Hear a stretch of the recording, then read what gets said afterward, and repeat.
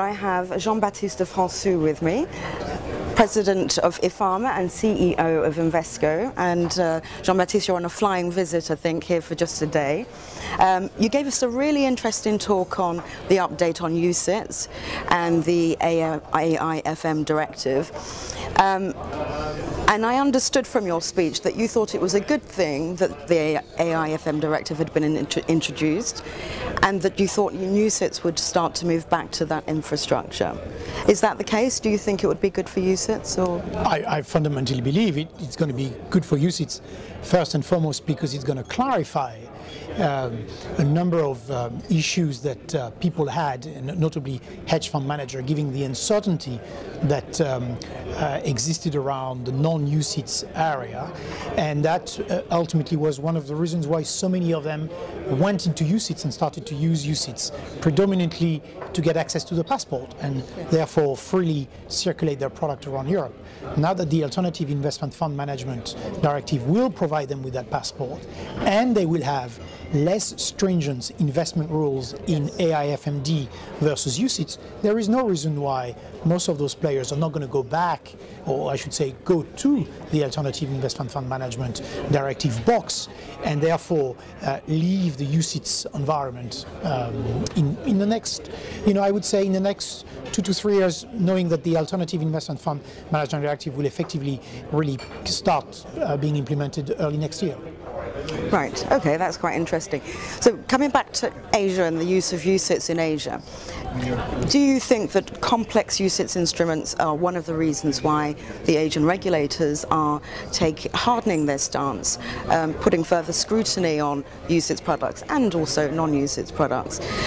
Has that come from the use of UCITS, or has that come from just generally a hardening of stance after the global financial crisis? No, I think you're right. It's the latter, really, rather than the former. In other words, specifically here in Hong Kong with the mini bond scandals, the Lehman mini bond scandals, there is a high degree of awareness of the need to be specifically focused on investor protection.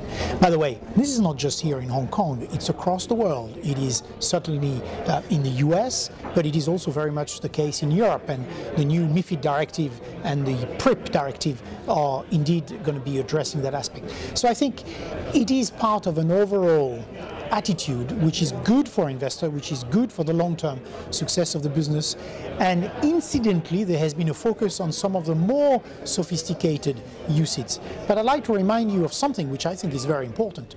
Sophisticated eligible assets do not mean that it is automatically a more risky product. In fact, sometimes it's by using more derivatives that you can control more the inherent risk of some of the products. So I think that element of the discussion has not always been sufficiently kept. Yeah. Yes. Okay. So coming back again to Asia and UCITS, we've heard some talk about an Asian passport, perhaps in response to some of these issues. Are we just reinventing the wheel? Why can't UCITS provide that role, or is there a desire for some sort of Asian passport that will work right across Asia? Look, I'm not a great expert on this Asian passport issue. The only thing I would say is I feel there is probably so far more talks than reality, but there is talk, and therefore one should look at it carefully. It takes time to create a product and a brand such as the UCITS brand. In fact, it's taken Europe 25 years. Indeed. It takes a number of financial crises to test those products. And so the degree of maturity and advancement of UCITS is considerable. And I think to pick up on UCITS simply around this potential issue of complex versus non-complex, or some of the more sophisticated element of the assets, eligible assets, is probably looking at one specific minor issue of something which is fundamentally a great success.